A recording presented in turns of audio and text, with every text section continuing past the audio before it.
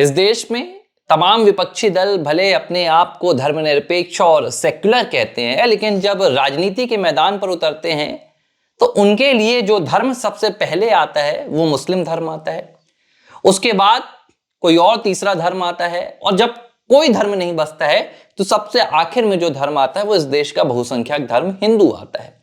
और ये बात मैं क्यों कह रहा हूं? ये बात मैं इसलिए कह रहा हूं क्योंकि एक तस्वीर निकल कर आई है, और तस्वीर बिहार से निकल कर आई है, जहां इस वक्त राहुल गांधी के नेतृत्व में वोटर अधिकार यात्रा चल रही है। राहुल गांधी बिहार में 1300 किलोमीटर की यात्रा कर वोटर्स को यह संदेश पहुंचाने की कोशिश कर रहे हैं कि आपका वोट चोरी हो गया है। राहुल गांधी ये बताने की कोशिश कर रहे हैं कि जो सरकार है प्रधानमंत्री नरेंद्र मोदी के नेतृत्व वाली, वो चुनी हुई सरकार नहीं है, वो चोरी की सरकार है। लेकिन जिस वक्त राहुल गांधी ये यात्रा निकाल रहे हैं, इस पूरी यात्रा के मकसद में अगर धर्म की एंट्री होती है तो यह बात अपने आप में चौंका देती है कि भाई आप तो चुनाव आयोग के खिलाफ यात्रा निकाल रहे हैं, आप तो लोकतंत्र बचाने की यात्रा निकाल रहे हैं, संविधान बचाने की यात्रा निकाल रहे हैं, तो यहां पर धर्म कहां से आ गया? यहां पर धर्म की वरीयता कैसे तय होने लगी? या ये यात्रा राहुल गांधी इसलिए निकाल रहे हैं ताकि वो देश में एक संदेश दे सकें कि जो देश का बहुसंख्यक धर्म है उनकी नजर में वो धर्म तीसरे चौथे नंबर का है, और पहले नंबर पे जो उनके लिए धर्म है वो अल्पसंख्यक धर्म है। और मैं बात क्यों कह रहा हूं? मैं इसलिए कह रहा हूं कि बीते दिन राहुल गांधी की वोटर अधिकार यात्रा पूर्णिया पहुंची थी, बिहार के सीमांचल इलाके में पहुंची थी, जहां पर अल्पसंख्यक मतदाता, खासतौर पर मुस्लिम मतदाता काफी तादाद में है, और वहां की सीटों पर, चाहे वो लोकसभा का चुनाव हो या विधानसभा का चुनाव हो, मुस्लिम मतदाता ही हार जीत का अंतर तय करते हैं और हार जीत की पूरी कवायद तय करते हैं। राहुल गांधी बीते दिन पहुंचे थे, तो जो सबसे ज्यादा चर्चा हुई थी वो पूर्णिया के सांसद राजेश रंजन उर्फ पप्पू यादव की हुई थी। पप्पू यादव किसी अब पहचान के मोहताज नहीं है, जुर्म की दुनिया में उन्होंने एक बड़ी महारत हासिल की थी और उसके बाद राजनीति में आ गए। बड़े बड़े दावे करते हैं 10 लाख रुपए रोज 1984 से बांटने के। पप्पू यादव एक बात अपने तमाम राजनीतिक भाषणों में कहते हैं कि मैं किसी धर्म की लड़ाई नहीं लड़ता हूं, मेरी राजनीति में धर्म अधर्म वाली कोई चीजें नहीं है, मैं जनता और गरीबों की लड़ाई लड़ता हूं। लेकिन बीते दिन पप्पू यादव ने कुछ ऐसा कर दिया, और जो बात उन्होंने की उस बात से एक बात बहुत पूरी तरह साफ हो गई है कि विपक्ष ने यह मन बना लिया है, विपक्ष ने यह खुला संदेश पूरे देश को दे दिया है कि उनकी नजरों में इस देश के बहुसंख्यक धर्म की कोई अहमियत नहीं है।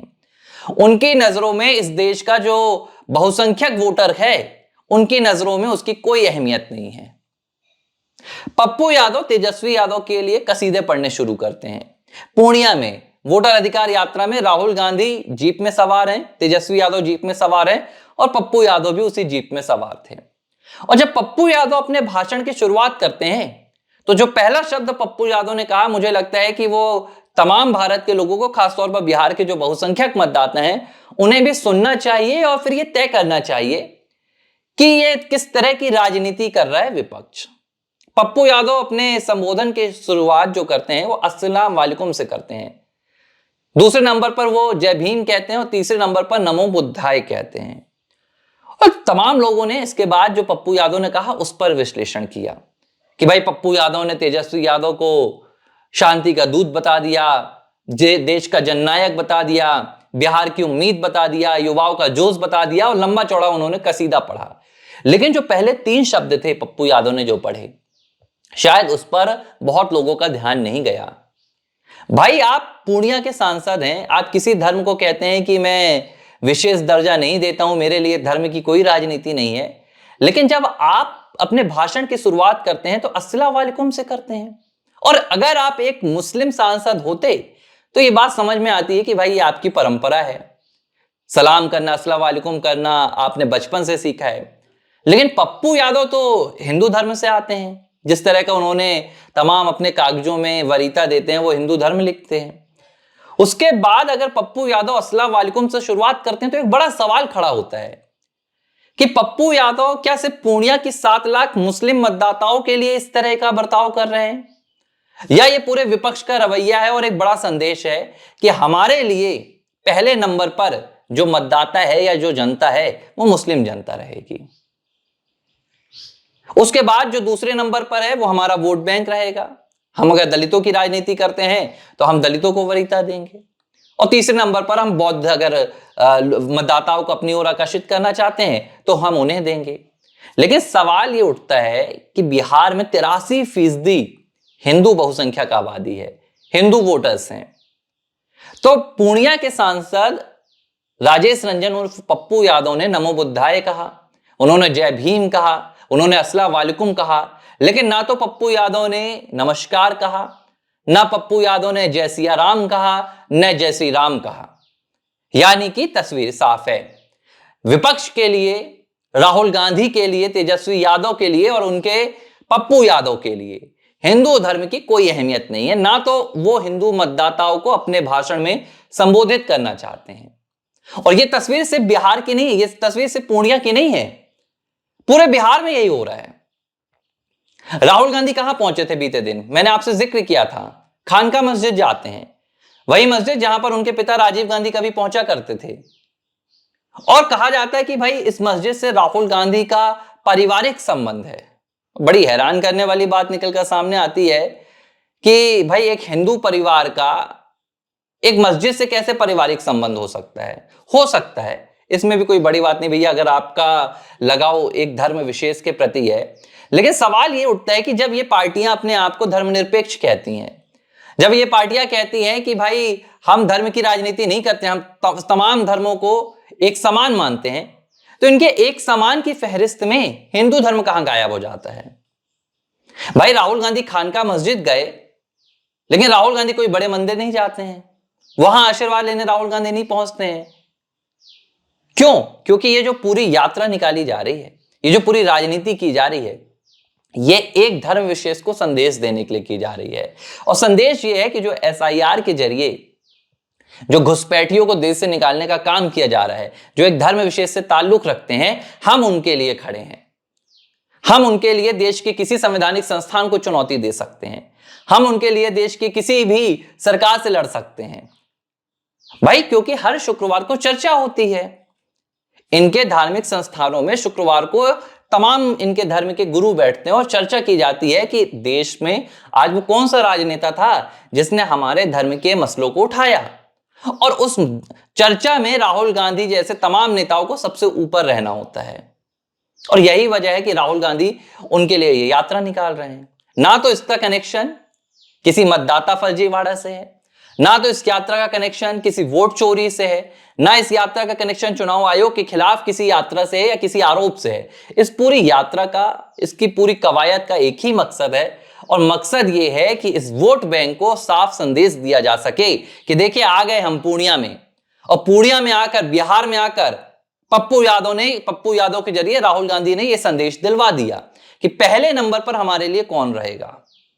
पहले नंबर पर हमारे लिए इस देश का बहुसंख्यक समाज नहीं रहेगा, पहले नंबर पर हमारे लिए जो रहेगा वो हमारा वोट बैंक रहेगा। फर्क नहीं पड़ता बिहार में युवा कितने हैं, कितने बेरोजगार हैं, कितने लोग पलायन कर रहे हैं, उससे हमें कोई फर्क नहीं पड़ता। लेकिन हम शुरुआत करेंगे तो अस्सलाम वालेकुम से करेंगे, क्योंकि ये वही मतदाता हैं जो हमें राजनीति में रहने देते हैं, ये वही मतदाता हैं जिनकी बदौलत हमारी राजनीति चलती है। और देखिए ये सिर्फ आज की बात नहीं है, इसकी शुरुआत 1947 से पहले हो गई थी। इससे पहले भी कांग्रेस ने एक धर्म विशेष को तवज्जो देना शुरू कर दी थी, और फिर 75-78 सालों तक देश के भीतर यही सिलसिला चला। कहा गया कि भाई इस देश में अगर सबसे पहले किसी को वरीयता दी जाएगी तो वो मुस्लिम लोगों को दी जाएगी। किसी ने एक बात की, उन्होंने कहा कि भाई पहले तो देश में आप कहते थे कि आप हिंदू मुस्लिम की राजनीति करते हैं, तो भाजपा के एक नेता है सुधांशु चतुर्वेदी, उन्होंने जवाब दिया कि आज 2014 के बाद हिंदू मुस्लिम की राजनीति हो रही है, लेकिन 2014 से पहले सिर्फ मुस्लिमों की राजनीति होती थी, देश में सरकारें सिर्फ उनके लिए काम करती थी। और आज भी राहुल गांधी वही कोशिश कर रहे हैं। भाई इस बात का किसी ने ध्यान नहीं दिया कि तेजस्वी यादव के सामने, राहुल गांधी के सामने पप्पू यादव ने एक धर्म विशेष के संबोधन से शुरुआत क्यों की। भाई आप असदुद्दीन ओवैसी होते तो चलिए मान लेते हैं कि आपकी परंपरा है, आप अस्सलाम वालेकुम से ही शुरुआत करते हैं, आप जय श्री राम से नहीं कर सकते, आप नमस्कार से नहीं कर सकते। लेकिन पप्पू यादव के साथ तो ऐसा नहीं है। या हो सकता है पप्पू यादव दिखाने के लिए किसी और धर्म में हो, पालन किसी और धर्म का कर रहे हो। लेकिन देखिए यहां पर धर्म का मसला नहीं है, यहां पर सोच का मसला है कि किस तरह बिहार में और देश में ये तमाम जो विपक्षी राजनीतिक दल हैं, ये मुद्दों की राजनीति से हटकर एक धर्म के लिए तुष्टीकरण की राजनीति के लिए देश को कहीं ना कहीं पीछे ढोल रहे हैं। आप देश के लोकतंत्र पर आरोप लगा रहे हैं, आप दुनिया भर में जाकर ये संदेश दे रहे हैं कि ये सरकार चुनी हुई नहीं है, और जब आप इस यात्रा को निकालते हैं तो आप क्या करते हैं, आप एक धर्म विशेष की रहनुमाई करते हैं। भाई राहुल गांधी को यह जवाब देना चाहिए कि पप्पू यादव अगर अस्सलाम वालेकुम से शुरुआत कर रहे हैं तो क्या राहुल गांधी का उन्हें समर्थन है? और जाहिर सी बात है समर्थन है, क्योंकि पिछली बार जब पटना में पप्पू यादव राहुल गांधी से मिले थे तो पप्पू यादव को उनकी जीप पर चढ़ने नहीं दिया गया था। हो सकता है पप्पू यादव इस बात को समझे हों कि उन्हें जीप पर क्यों नहीं चढ़ने दिया गया, और इसके बाद जब पप्पू यादव ने अब शुरुआत की तो उन्होंने राहुल गांधी को खुश करने के लिए इस संबोधन से शुरुआत की होगी। लेकिन एक चीज अब तय हो गई है कि ये जो राहुल गांधी की वोटर अधिकार यात्रा निकल रही है, इस यात्रा का कोई भी लेना देना चुनाव आयोग से नहीं है। इस यात्रा का कोई भी लेना देना वोट चोरी जैसे मनगढ़ंत आरोपों से नहीं है, बल्कि इस यात्रा का एक ही मकसद है कि जो हमारी जनता है, जो हमारे मतदाता हैं, मैं यहां पर हमारी जनता और हमारे मतदाता क्यों कह रहा हूं, क्योंकि अगर ये तमाम धर्मों को अपनी जनता मानते, अगर ये हिंदुओं को भी अपनी जनता और अपने मतदाता मानते, तो शायद पप्पू यादव के भाषण में आपको कहीं ना कहीं जय श्री राम या नमस्कार जैसे शब्दों का भी सम्मिलन मिल जाता, जिक्र मिल जाता। लेकिन वहां पर आपको इसका जिक्र नहीं मिला, वहां पर आपको अस्सलाम वालेकुम ही नजर आएगा। और ये सिर्फ पप्पू यादव की नहीं, ये पूरे विपक्ष की सोच है, और विपक्ष जानता भी है कि भाई अगर आप इस धर्म विशेष को तवज्जो दे रहे हैं तो ये वोट बैंक तो मिलेगा ही, और बहुसंख्यक जो मतदाता है वो ध्यान भी नहीं देते हैं, वो तो हमारे जो प्रोपोगेंडा है उसमें फंस जाते हैं, तो उनके लिए कोई जरूरत भी नहीं है। तो पप्पू यादव ने बिहार में यह एजेंडा सेट कर दिया है। पहले नंबर पर राहुल गांधी के लिए मुस्लिम मतदाता, दूसरे नंबर पर राहुल गांधी के लिए दिखाने के लिए आप कह लीजिए कि दलित मतदाता, और तीसरे नंबर पर बौद्ध मतदाता। हिंदुओं का स्थान विपक्ष की राजनीति में कहीं नहीं है। एबीसी हिंदी न्यूज, आज ही जुड़िए हर खबर के साथ